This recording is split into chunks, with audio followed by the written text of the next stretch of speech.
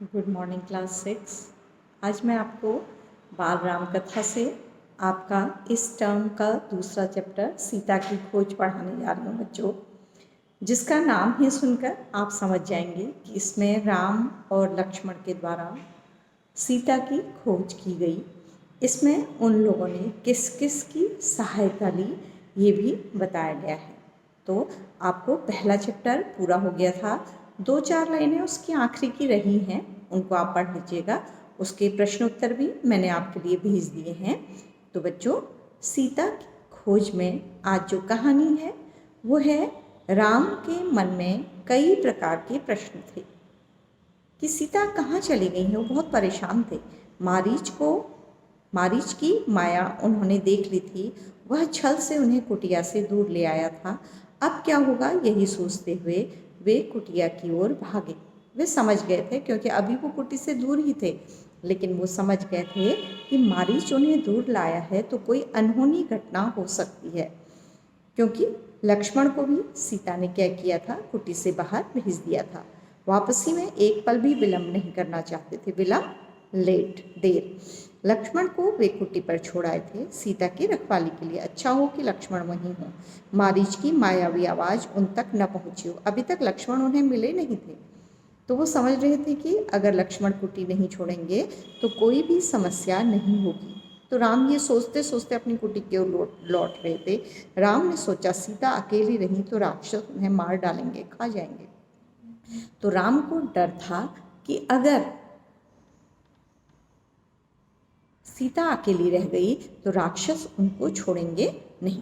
तभी उन्होंने पगडंडी से लक्ष्मण को आते देखा। तभी पगडंडी होती है बच्चों, जो दूर के रास्तों के बीच एक छोटा रास्ता बना दिया जाता है जल्दी पहुंचने के लिए। उबड़ खाबड़ रास्ता होता है, लेकिन उससे दूरी जल्दी तय हो जाती है। तो उन्होंने देखा कि लक्ष्मण आ रहे हैं, जिसका राम को डर था। राम को यही डर था। अनिष्ट की आशंका और बढ़ गई। अनिष्ट, बहुत बुरा होने की आशंका, डर और बढ़ गई। पता नहीं सीता किस हाल में होंगी। राक्षसों ने उन्हें मार डाला होगा। उन्हें लगा कि सीता के पता नहीं क्या हाल होंगे। राक्षसों ने उन्हें मार दिया होगा, उठा ले गए होंगे। अकेली सीता दुष्ट राक्षसों के सामने क्या कर पाई होंगी। तो वो समझ गए कि कुछ अनहोनी हो चुकी है, कोई घटना घट चुकी है।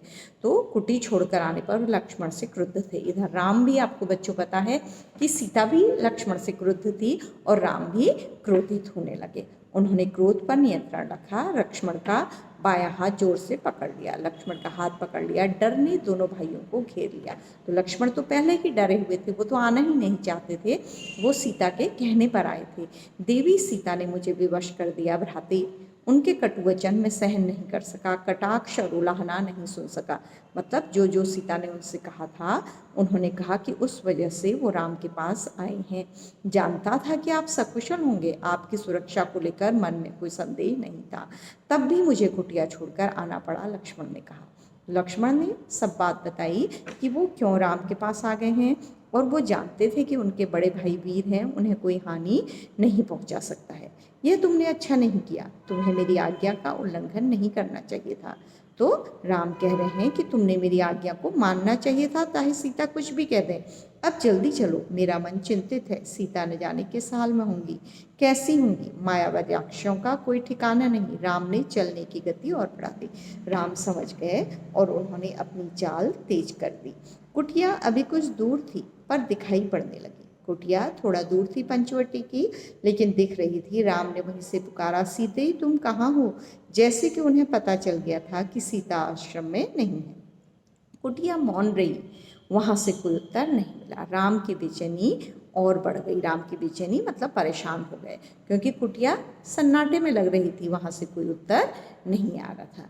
एक आवाज पर कहीं भी उपस्थित हो जाने वाली सीता वहां नहीं थी। इस समय सीता वहां नहीं थी।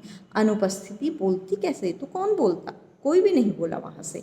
राम की आवाज पेड़ों से टकराकर हवा में विलीन हो गई, कुटिया के शून्य में समा गई। राम पुकारते रहे, उत्तर में उन्हें हर बार सन्नाटा ही मिला। चुप्पी हर ओर थी।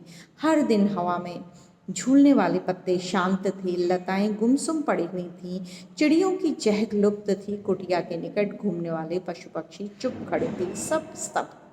बच्चों, जब अपना मन अच्छा नहीं होता है तो सब कुछ कैसा लगता है, दुख से डूबा हुआ लगता है। यही राम के साथ भी हो रहा था कि सीता नहीं थी तो उन्हें वन सन्नाटे से घिरा हुआ और डरावना लग रहा था।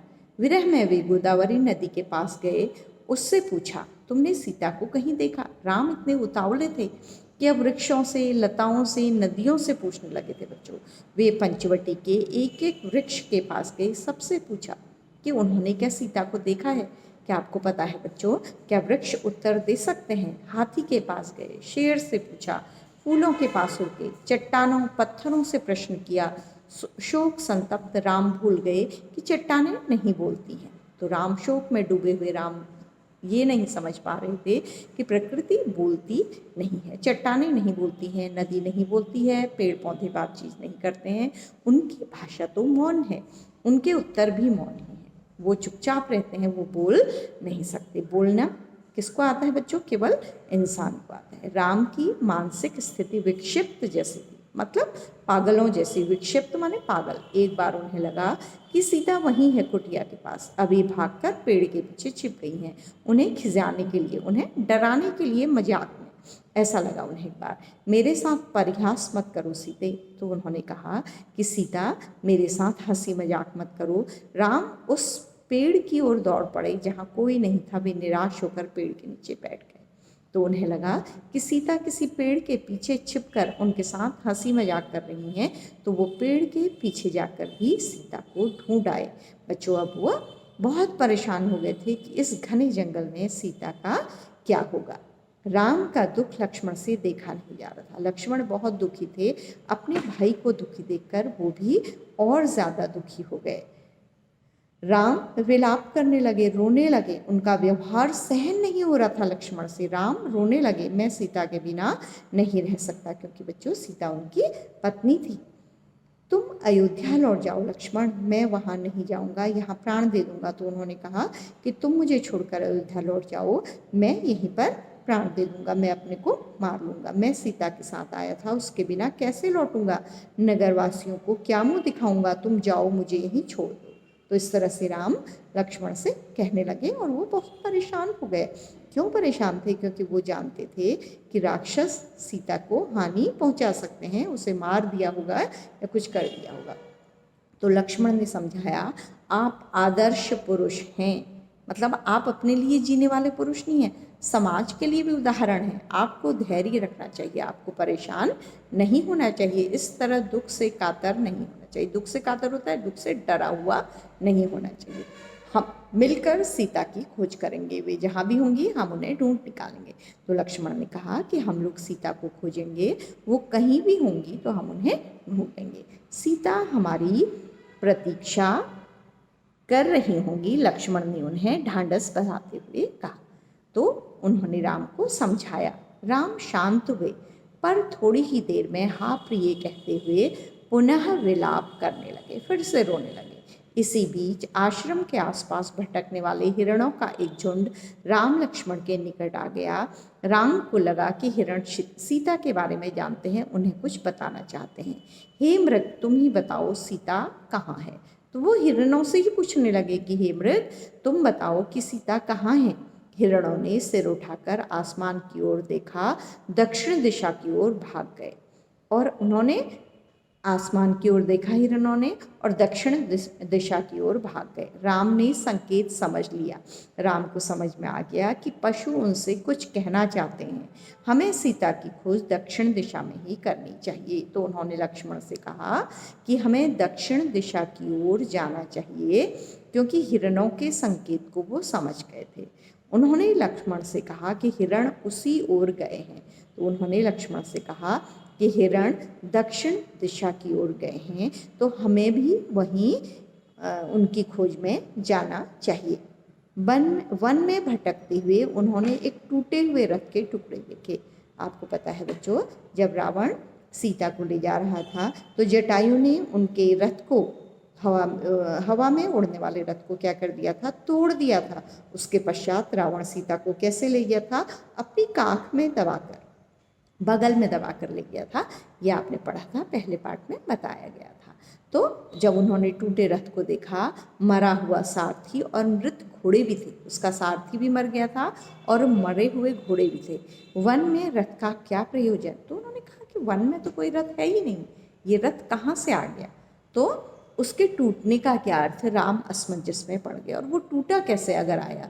तो राम को आश्चर्य हो गया। असमंजस माने आश्चर्य, वो आश्चर्यचकित हो गए।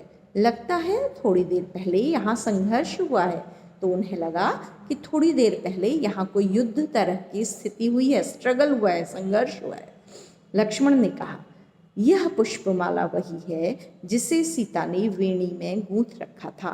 तो लक्ष्मण ने कहा कि यह फूलों की माला वही है सीता ने जिसे अपनी चोटी में, वो जब बाल बनाए होंगे तो जो फूल लगा रखे थे वो माला वहाँ के थे, गिरी थी। निश्चित तौर पर सीता राक्षसों के चंगुल में फंस गई हैं। तो लक्ष्मण ने कहा कि वास्तव में ये बात सच है कि सीता को कोई राक्षस उठा गए हैं। यह माला संघर्ष के दौरान वेणी से टूटकर गिरी होगी। तो जब संघर्ष हो रहा होगा सीता और राक्षसों के बीच, तो उनकी माला क्या हो गई होगी? गिर गई होगी। तो बच्चों, आज मैं इस पाठ को इतना ही पढ़ाऊंगी। अभी पिछली कक्षा में बच्चों ने कहा था कि ये पाठ बहुत इंटरेस्टिंग लग रहे हैं उनको। वास्तव में बच्चों, अपने देश के बारे में जानने, अपने पूर्वजों के बारे में जानने का बहुत अच्छा मौका है। इन पाठों को हमें पढ़ने के साथ साथ समझना भी चाहिए कि हमारे देश में किस किस तरह के नायक होते थे, उन्होंने कितना संघर्ष किया है। राम को ऐसे ही मर्यादा पुरुषोत्तम नहीं कहते लोग, इसीलिए नहीं पूछते, बल्कि इसलिए पूछते हैं कि उन्होंने धैर्यपूर्वक बहुत दुख सहते हुए अपने जीवन में राक्षसों का या मानवता को नुकसान पहुंचाने वाले राक्षसों का क्या किया? संहार किया। तो इसके पश्चात पाठ का जो बचा हुआ भाग है और उसके प्रश्न उत्तर हैं, हम अपनी अगली कक्षा में करेंगे। तब तक आप भी उसको, इस पाठ को एक बार घर में जोर जोर से उच्चारण करके पढ़िएगा।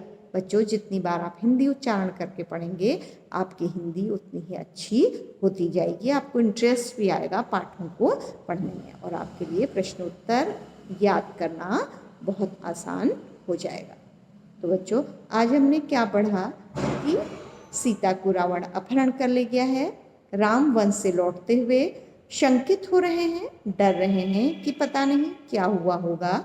और जब वो लक्ष्मण को अपनी तरफ आते हुए देखते हैं तो बहुत परेशान हो जाते हैं और किसी अनहोनी की आशंका से डर जाते हैं। उन्हें लगता है कि सीता के साथ कोई अनहोनी हो गई होगी। तो वो दोनों भाई जल्दी जल्दी जाकर लौटते हैं कुटी में। राम दूर से ही आवाज़ लगाते हैं लेकिन कोई उत्तर नहीं मिलता है। तब उन्हें पता लगता है कि सीता कुटी में नहीं है। तो राम समझते हैं कि खाली उन्हें डराने के लिए सीता कहीं छिपी हुई हैं। वो पेड़ों के पीछे ढूंढते हैं, नदियों से पूछते हैं, वृक्षों से पूछते हैं, लताओं से पूछते हैं कि उन्होंने क्या सीता को कहीं देखा है। तो कहीं से कोई उत्तर न पाकर एक हिरणों का झुंड अपने संकेत से उन्हें बताता है, आसमान की तरफ देखते हुए, कि सीता दक्षिण दिशा को गई हैं।